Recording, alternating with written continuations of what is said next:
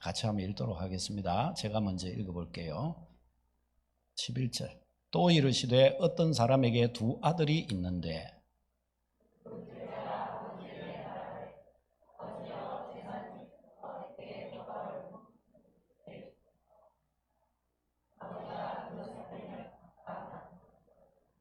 그 후 며칠이 안 되어 둘째 아들이 재물을 다 모아가지고 먼 나라에 가 거기서 허랑방탕하여 그 재산을 낭비하더니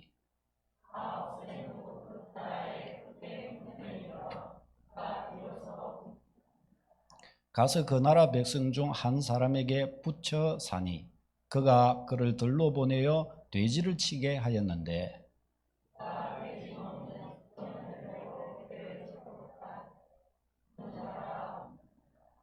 이에 스스로 돌이켜 이르되 내 아버지에게는 양식이 풍족한 품꾼이 얼마나 많은가 나는 여기서 줄여 죽는구나.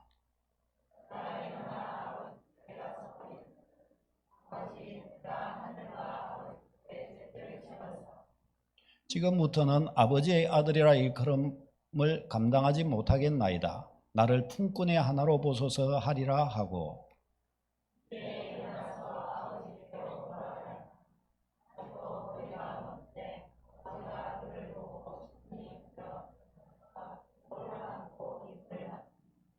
아들이 이르되 아버지 내가 하늘과 아버지께 죄를 지었사오니 지금부터는 아버지의 아들이라 일컬음을 감당하지 못하겠나이다 하나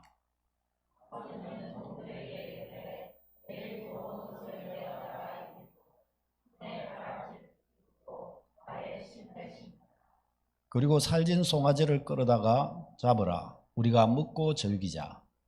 이 아들은 죽었다가 다시 살았으며 내가 잃었다가 다시 얻었노라 하니 그들이 즐거워하더라. 아멘. 예, 여기 말씀에서 보면 아버지와 아들이 나오죠. 아버지는 아들을 기다리고 있고 이 아들은 아버지 돌아가실 때 물려받을 그 유산을 아버지한테 달라고 합니다. 그래서 아버지한테 아버지는 아직 줄 때가 안 됐는데 아들이 감당치 못할 것을 알고 있지만은 아들이 너무 막 아버지를 이렇게 때를 쓰니까 어쩔 수 없이 아들에게 주었어요. 아들이 가지고 이것을 나가서 뭐 자기 딴에는 이것 가지고 잘 살 수 있으리라 생각했는데 인생이 마음대로 안 되죠. 허랑방탕하게 그걸 다 허비해 버리고 말았습니다. 그러자 그 상태로 아버지께 돌아가기에는 민망해서 안 되는 거예요. 거기에서 오만 이런저런 잡일을 하면서 가는데 어느 정도까지 비참해졌느냐? 남의 집에 가서 돼지를 이렇게 키우는 일을 이렇게 하는데 주인이 좀 억셌던 모양이에요.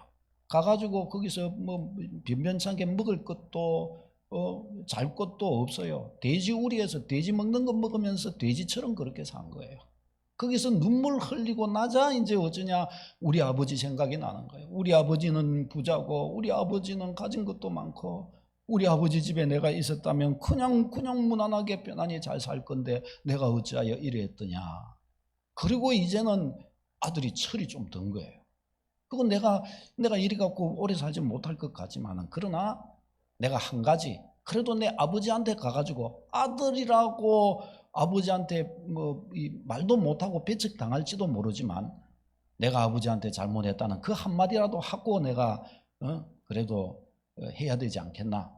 그러고 이제 아버지께로 이렇게 간 거예요. 이제 그 내용입니다. 근데 이거는 비유예요, 비유. 여기에서 아버지는 아들을 막 기다리고 계신 아버지는 하나님을 상징합니다. 하나님. 여기에서 아버지한테 아버지 돌아가시면 줄 유산 그거 나한테 따주세요. 이래가지고 아버지를 떠나 이렇게 타지로 이렇게 간 이 아들 탕자라 그래요. 탕자. 이 아들은 우리 인간을 말하는 것입니다. 우리의 인간.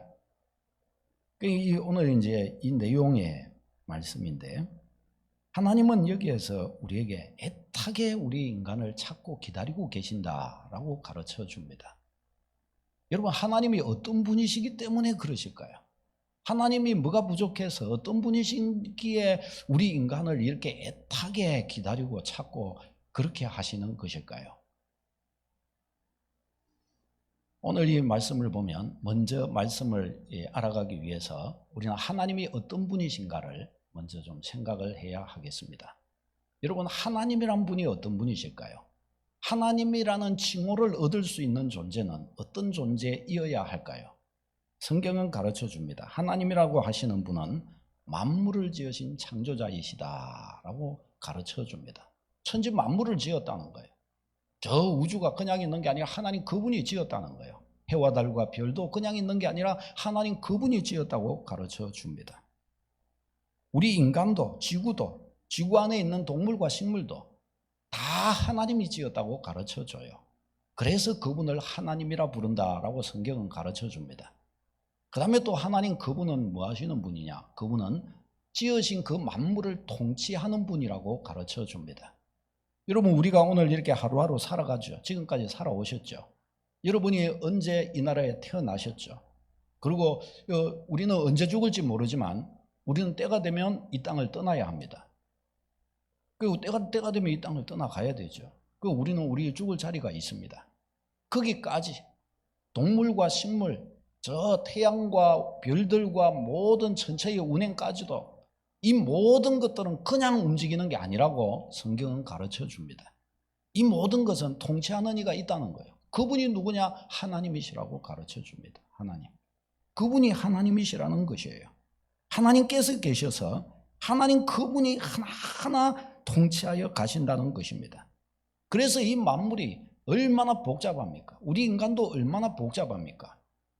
우리 인간이라고 하는 게 예를 들어 지금 당장 우리가 심장이 멈춰서 죽는다 해도 하등에 이상할 게 없어요. 우리가 당장 심장이 멈춘다 하면 멈출 만한 이유를 찾으면 수도 없이 많이 찾을 수가 있습니다. 지금 지구가 파괴된다라고 할 때 그것도 이상하지 않아요. 지구가 되려고 하면 파괴될 만한 충분한 이유가 수천 수만 가지 있을 수 있습니다. 그럼에도 불구하고 이것이 질서를 가지고서 그대로 유지될 수 있는 이유가 뭘까요? 우리 인류가 아직도 지구에 살면서 멸망받지 않고 이렇게 그래도 이와 같이 질서를 가지고 운행하고 또 우리가 살아가게 되는 이유가 뭘까요? 성경은 그것을 가르쳐 주는데 천지를 지으신 하나님 그분이 자기의 지으신 세계를 통치하고 계시기 때문이다 라고 그렇게 가르쳐 줍니다. 여러분은 이것에 대해서 어떻게 생각하십니까? 여러분, 하나님의 통치는 그냥 눈에 보이는 세계뿐만이 아닙니다. 우리의 영혼, 눈에 보이지 않는 우리가 이 땅을 장차 죽게 될 것인데 죽고 이 땅을 떠나면 내세가 있다고 성경은 가르쳐줘요. 내세에는 천국도 있고 지옥도 있다고 가르쳐줍니다. 그 내세를 다스리시는 이가 또한 누구냐? 그것도 하나님이 다스리신다고 가르쳐줍니다. 현세도 내세도 하나님의 통치 아래에 있다는 것입니다. 사도행전 17장에 이렇게 말씀하셔요. 한번 같이 읽어볼까요? 시작. 인류의 모든 족속을 한 혈통으로 만드사 온 땅에 살게 하시고 그들이 연대를 정하시며 거주의 경계를 한정하셨으니 인류의 모든 족속을 한 혈통으로 만드사 아담과 하와부터 창조하셨다는 것입니다. 그때부터 인류가 나왔다는 거예요. 모든 땅에 살게 하시고 그들의 연대도 정하시고 거주의 경계도 정하시고 그거 다 누가 하셨냐? 하나님이 하셨다는 것입니다. 우리가 이 땅에 태어난 것 그것에 대해서 시편 139편은 가르쳐 줍니다. 같이 읽어보겠습니다. 시작. 주께서 내 내장을 지으시며 나의 모태에서 나를 만드셨나이다. 아멘. 어머니의 모태에서 우리가 그 아기가 잉태하고 자라가고 그 하는 그 모든 과정도 하나님이 그것을 조성해 가셨다고 가르쳐 줍니다. 그냥 된 것이 아니에요. 그냥 된 것이에요. 그 하나님은 우리를 어떻게 생각하시느냐? 우리를 너무나 사랑하신다고 그렇게 가르쳐 주십니다. 인간은 세상의 그 어떤 생명체와도 좀 다릅니다. 구별됩니다. 세상에 수많은 생명체가 있지요. 특별히 동물, 움직이는 동물이 있습니다. 그런데 동물은 본능에 충실합니다. 본능에 의해서 배고픔을 해결하고 본능에 의해서 종족을 번식하고 살아갑니다. 감정이 있어요. 그 감정도 본능을 뛰어넘지는 못합니다. 그러나 우리 인간은 참으로 독특하게 과학 문명을 발전시킬 수 있고 개인적인 자기의 독특한 창의적인 생각을 가질 수 있고 그 생각을 따라 독창적으로 뭔가를 할 수 있고 살아갈 수가 있습니다. 인간은 자기의 뜻을 가지고 뭔가를 해 나갈 수가 있습니다.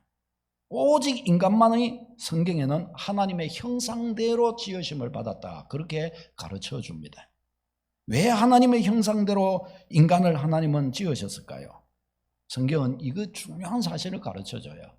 하나님은 영계를 통치하시고 우리 인간에게 피조세계를 지어 놓으시고 우리 인간에게 하나님의 대리 통치자로서 이 하나님으로부터 지음받은 이 피조세계를 하나님의 대리 통치자로서 통치하도록 우리를 지으셨다, 하나님은 그렇게 말씀하십니다. 그래서 우리에게 지각을 주사 하나님 그분의 형상대로 지음받은 자의 특징을 가지고서 만물을 바라보고 연구도 하고 다스리고 할 수 있도록 그렇게 하셨다는 것입니다. 하나님이 그와 같이 해주셨어요. 하나님은 모든 복을 우리 인간에게 쏟아부어 주셨어요. 왜요? 하나님 그분이 지으신 세계의 아름다움을 누리며 이것을 잘 하나님 그분의 뜻을 따라 다스리도록 하시기 위함입니다. 자, 그런데 여기에서 이런 질문을 할 수가 있습니다. 그럼에도 불구하고 왜 인간은 불행한가 말이죠. 그럼에도 불구하고 인간 세상에는 왜 눈물이 있는가? 왜 고통하는 것도 있고 왜 병드는 것도 있는가? 이것이 우리의 큰 궁금증이 아닐 수 없습니다. 자, 이것에 대해서 성경은 몇 가지 답을 가르쳐 주는데 그 중에 가장 핵심적으로 중요한 답이 있어요. 그것을 성경은 그 이유를 뭐라고 말씀하는가 하면 인간이 하나님을 떠났기 때문이다 라고 가르쳐 줍니다. 여러분, 물고기가 물을 떠나면 행복할까요? 행복하지 않을까요? 야, 내가 물에서만 살았더니 기분이 안 좋다. 이제 내가 물 밖에 나가서 저 바깥 세상도 좀 보자. 나오는 순간부터 해서 물고기는 어때요? 가장 힘듭니다. 숨쉬기가 곤란해집니다. 머리가 멍해집니다. 불행해지기 시작하는 거예요. 나무가 그 뿌리를 이 땅에 두지 아니하고 하늘로 향하여 들고 있으면 어떻게 될까요? 나무는 물을 이렇게 빨아들여서 살아야 되잖아요. 근데 뿌리가 하늘로 향해 있으니까 어떻게 해요? 물을 공급받지를 못하게 돼요. 물이 공급되지 않으니까 어떻게 해요? 말라 들어갑니다. 나무가 그때 말라 들어가면서 나무가 말을 할 수 있다면 뭐라겠어요? 아이고 나 죽네! 그럴 거 아니겠어요? 말라 들어가니까요. 고통스럽지 않겠어요? 성경에는 인간이 하나님의 형상대로 지음을 받았으되 인간이 살아가는 삶의 힘, 삶의 능력이 어디로부터 공급되느냐? 인간을 지으신 하나님 그분으로부터 공급된다라고 가르쳐 줍니다. 그런데 인간이 하나님을 떠납니다. 그러면 인간이 행복할 수 있을까요? 없을까요? 그래서 행복할 수 없는 것입니다. 물고기가 물을 떠나면 행복할 수 없는 거하고 똑같습니다. 나무가 뿌리를 하늘로 향하여 두면 나무는 살 수 없는 것과 똑같은 것입니다. 인간이 하나님을 떠나서는 행복할 수 없습니다. 아니, 하나님을 떠났다고 해서 어찌 행복할 수 없습니까? 그것이 하나님이 인간을 지으신 원리입니다. 그 원리를 우리 인간이 어떻게 깨뜨릴 수 없고 그 원리를 역행하여 살 수도 없습니다. 아니, 살 수 있습니다. 그러나 죽고 맙니다. 그러나 불행해지고 맙니다. 그래서 인류는 불행해지고 있는 것입니다. 열심히 살아가면 이 불행에서 벗어날 수 있을까요? 잠깐은 보람을 느낄 수 있습니다. 그러나 열심히 사는 그것도 결국은 나를 불행하게 만들고 맙니다. 열심히 살면 살수록 결국은 그것이 나를 불행하게 해요. 저희 어머니는 너무너무 열심히 사신 분이셔요. 지금도 열심히 사셔요. 저희 고향에 살고 계시는데요. 그런데 그 열심히 산 결과 허리가 굽으시고 무릎이 아프시고 그래가지고 온몸이 쑤시고 아프셔서 저희가 거의 매일 전화를 이렇게 드려서 문안을 드리는데 그럴 때마다 어머니 하시는 말씀이 있어요. 그 어머니 이 몸은 좀 어떠셔요? 이렇게 하면 아이고 여전히 그러지 어쩔 수 있나? 젊었을 때 너무 많이 써가지고 어쩔 수 없다 그러시는 거예요. 여러분 당연한 거죠. 당연합니다. 인간이 수고하면 수고할수록 그 수고가 그를 온전하게 다 해주지를 못합니다. 삶의 잠깐의 보람은 있을 수 있습니다. 그러나 그 모든 것들이 결국은 불행으로 끝날 수밖에 없습니다. 우리 인간도 열심히 살아요. 그러나 인생의 결국은 어떻게 돼요? 죽음으로 끝나고 마는 것입니다. 죽음으로. 이 땅에서 우리가 죽음을 면제받을 수 있을까요? 면제받을 수 없습니다. 인간의 모든 노력은 결국 수고와 슬픔뿐이라고 성경은 가르쳐 줍니다. 모든 이 불행의 원인이 어디에 있는가? 왜 그렇게 수고하며 열심히 사는데도 불구하고 이 불행이라는 틀을 벗어날 수 없는가? 그 이유가 바로 그 원인이 바로 하나님을 떠난 데 있기 때문입니다. 하나님을 떠난 이 문제를 해결하지 않고서는 그 어떤 수고도 그를 이롭게 해주지 못한다. 성경은 그렇게 가르쳐 줍니다. 그 어떤 인간의 노력과 수고도 그에게 답이 되어주지 못한다라는 것입니다. 그 다음에 두 번째 이유가 하나님을 떠난 인간은 결국 지혜로움이 아니라 어리석게 살고 만다는 것입니다. 그 하나님을 떠났다 할지라도 지혜로우면 살 길을 찾아서 바른 자리로, 살 자리로 바르게 돌아올 수 있는데 인간은 그렇게 하지 못하더라는 것입니다.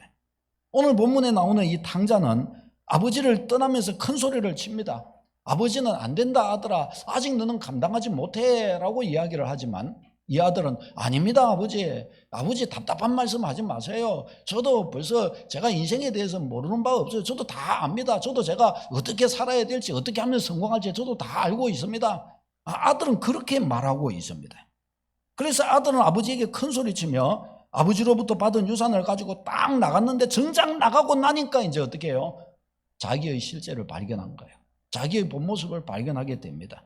자기가 얼마나 어리석은 자인지, 자기가 얼마나 능력이 없는 자인지, 아니 자기 인생을 스스로 책임질 수 없는 자인 것을 그는 보게 됩니다. 어떻게 하면서요? 아버지가 주신 거 그거 다 탕진하고 그야말로 완전히 그냥 망해버린 그런 상황 속에서 이제 비로소 알게 됩니다.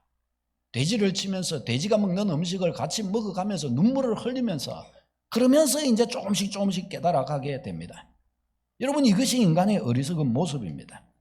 자기의 힘으로 살 수 있다고 큰 소리를 치지만 정작 삶을 감당할 능력은 가지고 있지 못합니다. 여러분 마음에 손을 얹고 곰곰이 생각해 보십시다. 여러분은 여러분 인생에 대해 책임질 능력이 있으십니까? 연로하신 어르신들에게 여쭤보겠습니다.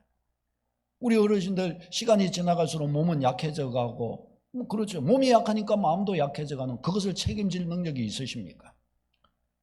아니, 우리 모두에게 이런 질문을 해보겠습니다.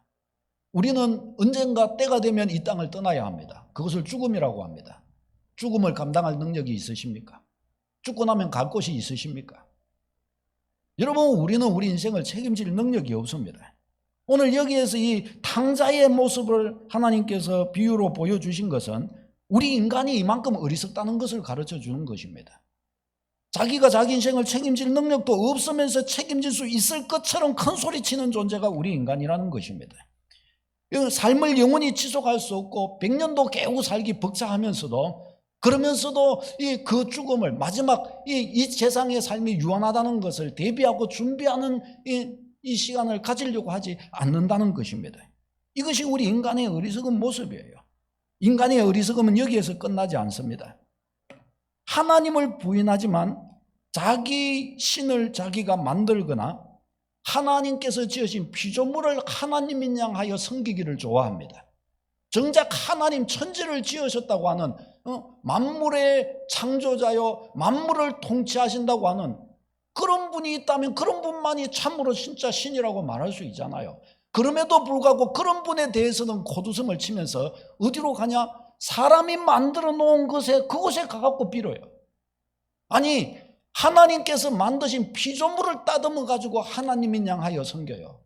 하나님께서 그런 인간의 모습을 지적하면서 하나님께서 웃으십니다. 저기 한번 말씀 이사야 44장 같이 한번 읽어보겠습니다. 시작. 우상을 만드는 자는 다 허망하도다. 신상을 만들며 무익한 우상을 부어 만든 자가 누구냐? 철공은 철로 연장을 만들고 숯불로 일하며 망치를 가지고 그것을 만들며 목공은 줄을 늘여 재고 대패로 밀고 사람의 모양을 만들어 집에 두게 하며 이 나무는 사람이 땔감을 삼을 것이거늘 신상을 만들어 경배하며 우상을 만들고 그 앞에 엎드리기도 하는구나. 아멘. 우리 인간의 모습에 대하여 하나님이 탄식하는 내용입니다. 한 사람이 이 나무 토막을 가지고서 그것을 나무를 갖다 잘라가지고 땔감으로 사용한다는 거예요. 그런데 보니까 땔감으로 사용하는 그 나무를 또 따듬어 가지고 신상을 만들어 갖고 그 앞에 갖고 빌드라는 겁니다. 그러니까 하나님은 그것을 보면서 이상하게 보신 거예요. 참 이상하다. 인간의 머리가 저 정도로 어리석지는 않는데 어떻게 해요? 저 사람의 지혜는 저기서 멈추어져 있는가? 어째서 저기에서 멈춰지고 더 생각하지 못하는가? 자기가 저 나무를 가지고 땔감을 사용했지 않은가? 그 땔감으로 사용하는 그 나무를 가지고 신상을 만들더니 왜 거기에 비는가? 그러면서 왜 천지를 지으신 하나님은 외면하는가? 하나님은 이것을 두고서 이상하다 그렇게 말하는 거죠. 말씀하셔요. 그거 이상하다. 여러분의 생각에는 이거 이상합니까? 이상하지 않습니까? 바로 이와 같은 종류로 인하여 우리 인간은 불행하다라고 성경은 가르쳐 줍니다. 자, 이런 현실 앞에서 여러분 우리는 어떻게 해야 될까요? 여기에서 이제 아주 여러분에게 말씀드리고자 하는 중요한 소식이 있습니다.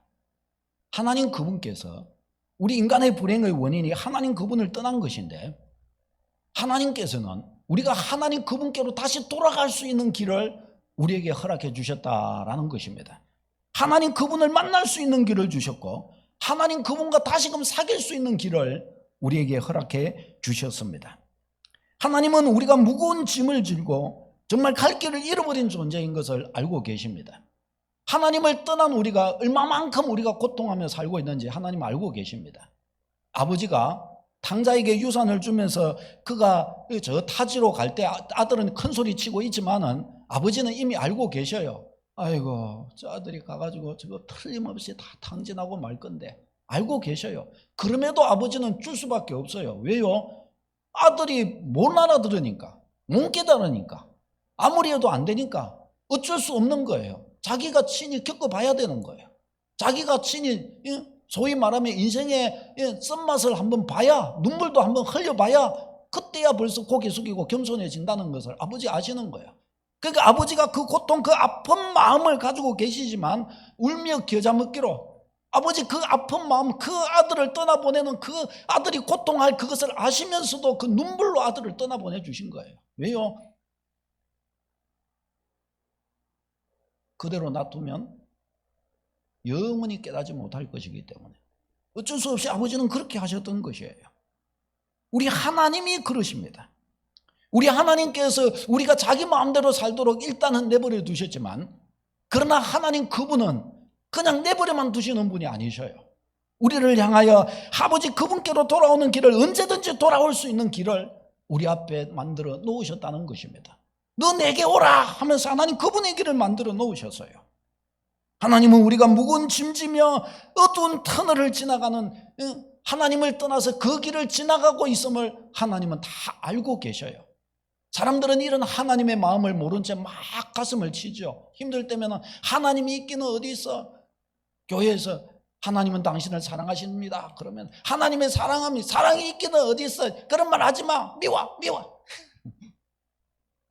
하나님 미워. 이러면서 하나님의 마음도 모르면서 그렇게 막 사람들은 이야기를 합니다. 우리의 모든 불행과 죄와 무거운 짐을 하나님 그분은 사실은 이미 해결해 놓으셨습니다. 이사야서 53장 5절은 이 사실에 대해 아주 짧은 한 구절로 정확하게 말씀해 주고 있어요. 같이 한번 읽어볼까요? 시작. 그가 찔림은 우리의 허물 때문이요 그가 상함은 우리의 죄악 때문이라. 그가 징계를 받음으로 우리는 평화를 누리고 그가 채찍에 맞음으로 우리는 나음을 받았도다. 아멘. 그가 고난을 당하고 그가 징계를 받고 그가 채찍에 맞고 그 이유가 뭐 때문이냐? 나의 허물과 나의 죄악과 내가 받아야 될 그 심판을 대신 받아준 것이다 라고 저기 그렇게 가르쳐줘요. 그럼 그가 누굴까요? 저기에서 말씀하는 그가 누굴까요? 바로 예수 그리스도를 말하는 것입니다. 예수 그리스도 그분이 우리의 허물과 죄악을 친히 다 담당하셨다는 겁니다. 그분이 다 지고 가셨다는 겁니다. 왜 부모님과 자식들 가운데 뭐 영화나 이런 데 보면은 이런 거 있잖아요. 부모님이 돌아가시기 전에 자녀들을 이 앞에 다 데려다 놓고 그들의 손을 꼭 잡으면서 내가 너희의 모든 이 불행과 죄의 짐과 모든 무거운 것들을 다 지고 내가 갈 거니까 너희는 앞으로 행복하기를 바란다. 그렇게 하잖아요. 근데 그렇게 말은 그렇게 하는데 진짜로는 그렇게 해줄 능력이 없죠. 안 되죠. 그냥 자기 혼자 돌아가시는 거죠. 그런데 그냥 말로 그렇게 위로를 해 주시는 거죠. 마치 그런 것처럼 하나님 그분은 이것을 해 주실 능력이 있으셔요. 그래서 하나님 그분께서 독생하신 예수 그리스도께 우리 인간이 져야 될 모든 짐과 모든 연약함과 모든 불행과 우리가 지어온 모든 죄의 무거운 짐까지도 대신 다 지고 가셨다고 그렇게 말씀합니다. 다 지고 가셨다는 것입니다. 그래서 그러면 예수 그리스도가 누구신데 우리의 짐을 그렇게 다 담당하실 수 있는가? 성경이 간략하게 가르쳐줘요. 같이 읽겠습니다. 시작. 모든 사람이 죄를 범하였음에 하나님의 영광에 이르지 못하더니 그리스도 예수 안에 있는 속량으로 말미암아 하나님의 은혜로 값없이 의롭다 하심을 얻은 자 되었느니라. 아멘. 그리스도 예수 안에 있는 속량으로, 저기서 중요한 단어가 속량이라는 단어입니다. 저 단어는 뭔가 하면 노예가 있는데 이 노예가 누군가 보기에 굉장히 불쌍해요. 그래서 그 노예의 주인에게 노예 값을 지불하고 그 사람을 사는 겁니다. 사고서 그에게 이제부터는 당신의 이 몸값을 주인에게 지불하였으니 이제부터 당신은 자유하여, 그리고 그 사람을 자유민이 되게 해주는 거예요. 이때 그 노예의 주인에게 지불하는 값, 그것을 속전이라고 말하고, 이 사람이 주인에게 속전을 지불하고 그 사람을 자유케 해주는 것, 노예를 자유케 해주는 것, 그 행위를 속량이라 그렇게 이야기합니다. 근데 하나님께서 우리 인간에게 자유를 주시는데, 우리 인간에게 진정한 행복을 선물해 준다고 하시는데, 그것을 그냥 너는 행복해라 이렇게 하시는 것이 아니라 속량이라는 방식으로 행복하게 해주신다는 거예요. 속량이라는 방식으로. 다른 말로 하면 우리의 죄악과 우리의 불행하게 만드는 그 모든 것과 우리의 무거운 짐과 우리가 행했던 그 모든 죄의 짐들을 그분이 대신 다 담당해 주시는 방법으로 우리를 거기에서 해방시켜 주신다는 겁니다.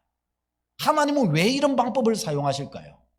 그분은 옳으신 분이시기 때문입니다. 여러분, 재판장을 생각해 보십시다. 만일에 재판관인데 제가 살인자예요. 살인자고 틀림없는 증거가 너무나 명백한 살인자인데 재판장 가가지고 재판을 이렇게 봤는데 재판장이 저를 딱 보더니 너는 참 인물이 좋기 때문에 너는 무죄.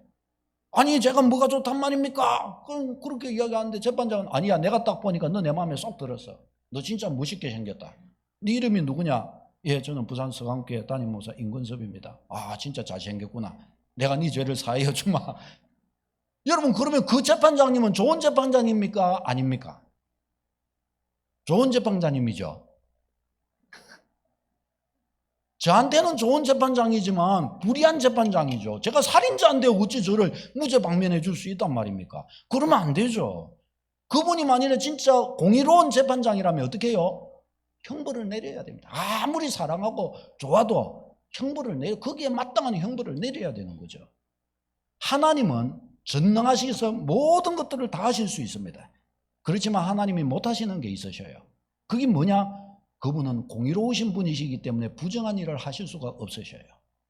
왜 하나님께서 우리 인간의 죄를 사해 주시고 우리를 죄와 얽매임에서 해방시켜 주려고 하시면서 저런 속량이라는 방법을 사용하시느냐? 그것은 하나님 그분이 공의로운 분이시기 때문입니다.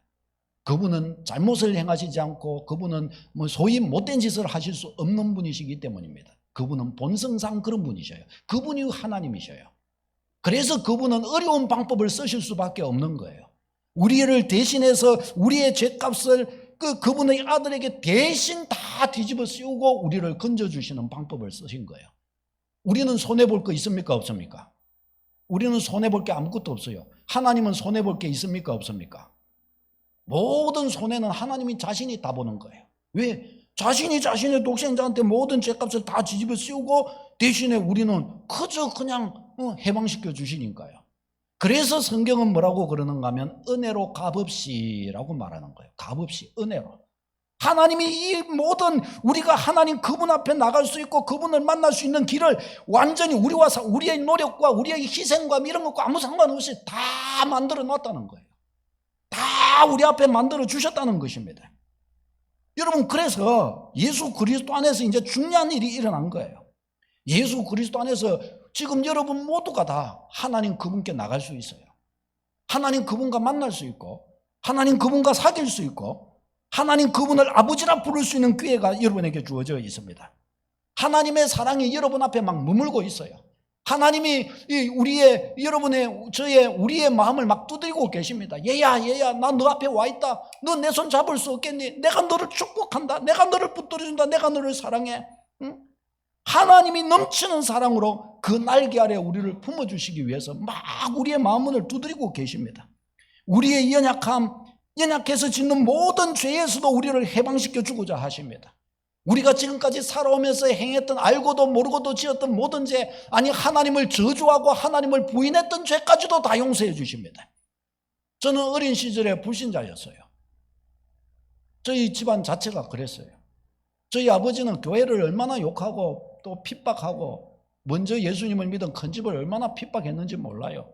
그리고 하나님 욕도 엄청 했어요.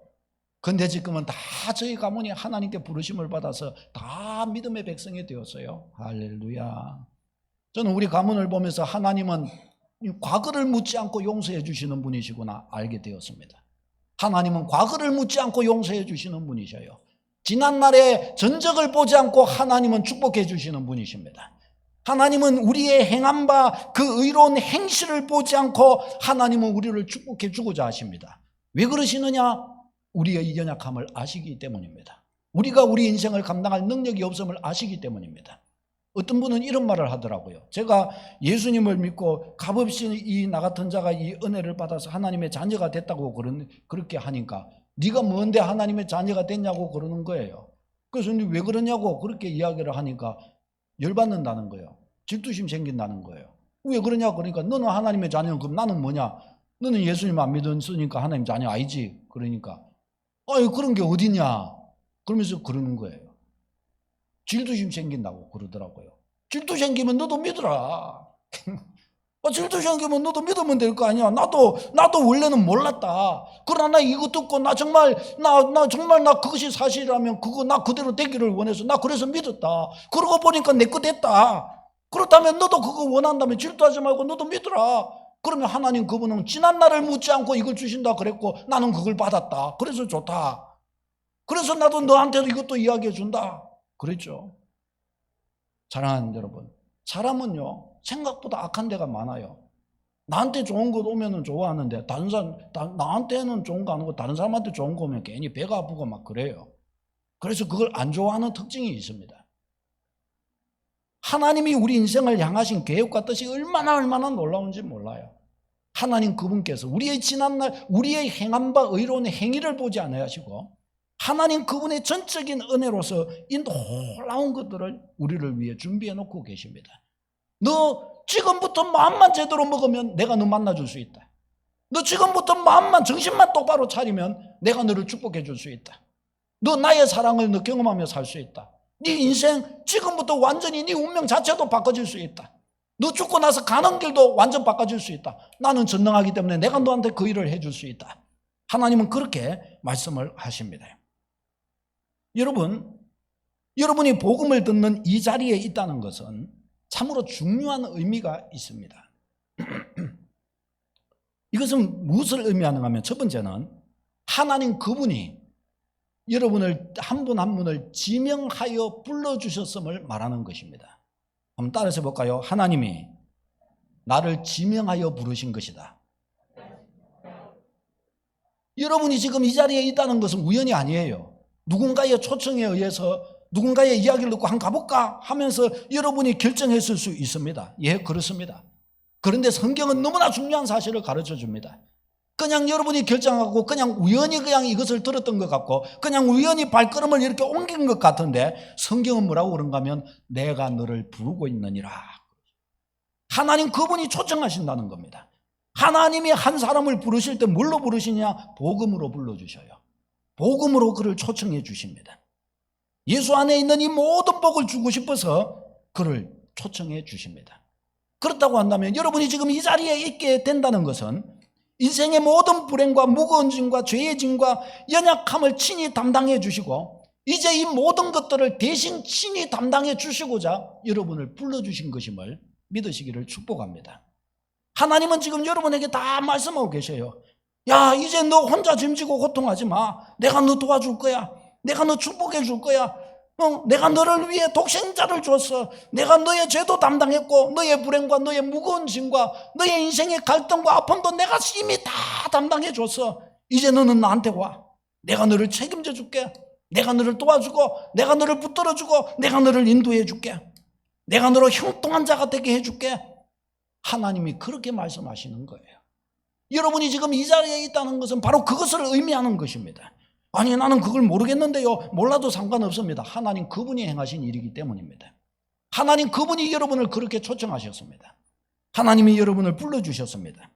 여러분이 누군가로부터 교회 가자는 이야기를 들었거나 교회로 인도받았거나 예수님의 복음을 듣는 기회를 가졌다면 바로 그것이 하나님이 여러분을 청하신 증거입니다. 아멘입니까? 여러분의 사랑하는 사람들을 통해서, 여러분을 사랑하는 사람들을 통해서 하나님이 여러분을 이 자리로 불러주셨습니다. 하나님이 부르신 것을 보면 하나님은 여러분을 아시는 것이 분명합니다. 하나님은 여러분을 주시하고 계셨던 것이 분명합니다. 하나님은 여러분의 살아온 삶을 다 알고 계신 것이 분명합니다. 하나님이 여러분에게 주고자 하시는 것은 여러분이 지금까지 살아온 인생에서 상상도 하지 못했던 축복이 될 일들임을 믿으시기를 바랍니다. 하나님은 그것을 가지고 여러분을 불러주십니다. 지금 이 자리에 있는 여러분들은 불행 끝 행복 시작으로 부름을 받은 것입니다. 죄가 끝났습니다. 지난날의 불행도 끝났습니다. 지난날의 아픔도 끝났습니다. 어제 저녁까지 잠자지 못하고 마음에 무거운 짐이 되었던 그것 이 시간부터 끝날 수 있습니다. 사랑의 하나님께서 여러분을 부르셨고 여러분에게 넘치는 사랑을 부어주기를 지금 원하고 계십니다. 예수님이 십자가에서 여러분의 죄와 불행과 무거운 짐을 친히 담당하고 이 축복을 주기를 원하십니다. 이 땅의 삶이 영원하지 않기 때문에 무거운 짐지고 살지 말고 하나님이 창조하신 본 모습으로 돌아와서 가장 행복하고 가장 아름답고 하나님 그분에 안겨서 창조주 하나님 그분의 도우심 속에서 그분의 인도하심을 받으며 살라고 하나님은 여러분을 부르셨습니다. 이 부르심 앞에 여러분은 응답하시기를 바랍니다. 이 초청에 응답하시기를 바랍니다. 아니, 목사님, 이 초청에 어떻게 응답할 수 있을까요? 어떻게 이 초청에 응답할 수 있을까요? 간단합니다. 마음을 열고, 따라서 봅시다. 마음을 열고 받아들이면 됩니다. 제가 한 이야기, 하나님의 그분의 마음을 열고 받아들이면 됩니다. 그리고 중요한 하나님 그분이 우리 죄값을 다, 우리의 무거운 짐을 다 담당하게 하신 예수 그리스도 그분을 인정하면 됩니다. 요한복음 1장 12절 같이 읽겠습니다. 시작. 영접하는 자, 곧 그 이름을 믿는 자들에게는 하나님의 자녀가 되는 권세를 주셨으니, 아멘. 틀림없이 약속하셨습니다. 거짓이 없어서는 하나님께서 영접하는 자 예수 그리스도 그분을 믿는 자는 하나님의 자녀, 하나님을 아버지라 부르는 자가 되도록 해 주셨다라고 가르쳐 주십니다. 이것이 하나님께서 우리 인생에게 베풀어 주신 은혜고 우리를 초청하실 때 우리가 하나님 그분께 올려드려야 될 응답입니다. 하나님께 이 응답이면 됩니다. 하나님이 다른 것을 요구하시지 않습니다. 하나님이 알려주시는 삶을 이 응답 가운데에서 배워나가기 시작하면 그때부터 서서히 놀라운 일이 일어나기 시작합니다. 여러분의 삶에 하나님 그분이 살아계신 것과 그분이 참으로 여러분을 구원해 가신다는 것을 여러분 그때부터 알아가게 될 것입니다. 삶에 무거운 짐이 있었는데 그 짐에서부터 서서히 해방되어 가기 시작합니다. 불행이 있는데, 내 삶을 올무잡고 있는 나의 삶의 불행이 있는데 이 불행이 서서히 떠나가기 시작합니다. 참된 행복이라고 말할 수 있는 것이 밀려 들어오기 시작합니다. 내 삶을 얽매고 있었던, 또 내가 얽매이고 있던 그 모든 것으로부터 이상하게 내 영혼이 해방되어 가기 시작합니다. 평안함이 임하게 됩니다. 안식하게 됩니다. 영혼의 복이 임하게 됩니다. 아, 내가 복되다라고 말할 수 있게 됩니다. 진정한 행복이라는 것을 알게 됩니다. 교회는 믿음 안에서 사는 법을 가르쳐주는 하나님의 집입니다. 그래서 이제 예수 그리스도 모시고 하나님의 교회로 와서 조금씩 하나님 그분의 뜻을 배워가고 하나님 그분의 가르침을 받아가고 하나님 그분의 뜻대로 살아가는 법도 알아가고 내가 가져야 될 마음, 가지지 말아야 될 마음, 내가 향하여 살아야 될 것들을 조금씩 배워가면서 이제 하나님 그분의 사람이 되어가게 될 것입니다. 그리고 하나님 그분이 주고자 하셨던 바로 그 놀라운 예비하신 그 행복을 위한 그 모든 조건들이 우리의 삶에 조금씩 다가오기 시작할 것입니다. 지금 교회에 나오는 분들은 이 삶을 다 배워가고 있습니다. 오래전부터 어려서부터 이 삶을 배워와서 너무 복받은 이들이 있어요. 아니 얼마 되지 않았지만 정말 하나님 그분을 알아가고 배워가면서 정말 안식하고 행복해하는 분들이 있습니다. 어떤 분들은 예수 안에서 정말 아직은 안식을 누리지 못하는 분들도 있어요. 아직은 그 은혜를 누리는 법을 잘 몰라가지고 아직은 소위 말해서 예수 밖에 있을 때와 똑같은 모습으로 사는 분들도 있습니다. 그러나 조금씩 배워가고 믿어가고 이것이 사실이구나 알아가고 있는 것을 저는 보고 있습니다. 저희 교회에서 여러분을 초청하신 분들 가운데 아마 여러분도 그분들을 중에서 들어는 어떻게 살아왔는지도 아시는 분들이 있을 것입니다. 많은 분들이 바로 이 과정을 거쳐오고 있습니다. 처음에 주님의 교회 올 때는 정말 새카맣게 오고 근심과 염려와 인생의 무거운 짐이 가득해가지고 교회 왔는데, 그래서 인생의 행복도 모르고 삶의 기쁨도 모르는 상태로 왔는데 어느 순간 1년 지나고 2년 지나고 3년 지나고 하면서 웃음을 회복하고요, 4년 지나고 5년 지나고 하면서 행복하다 이야기하고요, 감당할 수 없었던 뭔가가 감당이 되고요, 도저히 변화되지 않던 가족과 형제와 주변의 사람들이 이상하게 그분 보기에 아름다워지도록 행복한 삶을 살 수 있으리만큼 바뀌어져 가는 거예요. 그분의 삶도 행복해져 가요. 이거 왜 이렇게 일어나느냐? 하나님 그분의 초청에 응했기 때문입니다. 하나님 그분이 그를 약속한 대로 다듬어 주고 계시기 때문입니다. 그를 구원해가 주고 계시는 증거가 되는 것입니다. 저는 목사가 왜 되고 왜 하나님을 이렇게 증거할 수 있게 되었느냐? 제 인생의 일이기 때문입니다. 제 인생에 바로 이 일이 일어났기 때문입니다. 저는 제 인생에서 이 일을 겪어보고 나니까 하나님 그분에 대해서 부인할래야 부인할 수 없게 되어버렸습니다.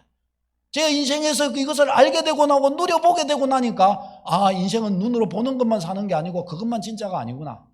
진짜 보이지 않는 세계, 그것이 사실은 진짜 인생을 주도해 가는 것이구나. 저는 그걸 알게 되었고 고백하게 되었습니다. 여러분, 하나님은 지금 여러분을 부르고 계십니다. 이 엄청난 기회와 축복을 준비하면서 기다리고 계십니다. 얘야, 너 불행하지 않았으면 좋겠다. 얘야, 너 엉뚱한 데서 인생의 힘 빼면서 방황하지 말았으면 좋겠다. 너를 지은 자, 너를 사랑하는 자, 너를 구원해 줄 수 있는 그분이 너를 부르신다. 너를 지은 하나님 그분께로 와라. 하나님 그분이 너를 축복해 주실 것이다. 하나님 그분이 그와 같이 초청하십니다. 마지막으로 이 구절을 여러분과 나누고 싶습니다. 같이 한번 먼저 읽어보겠습니다. 시작. 네가 내 하나님 여호와의 말씀을 청종하면 이 모든 복이 네게 임하며 네게 이르리니 성읍에서도 복을 받고 들에서도 복을 받을 것이며 네 몸의 자녀와 네 토지의 소산과 네 짐승의 새끼와 소와 양의 새끼가 복을 받을 것이며 네 광주리와 떡반죽 그릇이 복을 받을 것이며 네가 들어와도 복을 받고 나가도 복을 받을 것이니라. 아멘. 이것이 하나님께서 그분 앞에 오는 사람을 향해 하나님께서 주시는 말씀, 약속입니다. 이것이 여러분 것이 될 수 있습니다. 지금 당장부터 여러분의 것이 될 수 있습니다. 아니, 이것은 여러분이 가져야 될 여러분의 소유입니다. 아무도 놓치지 마시기를 축복합니다.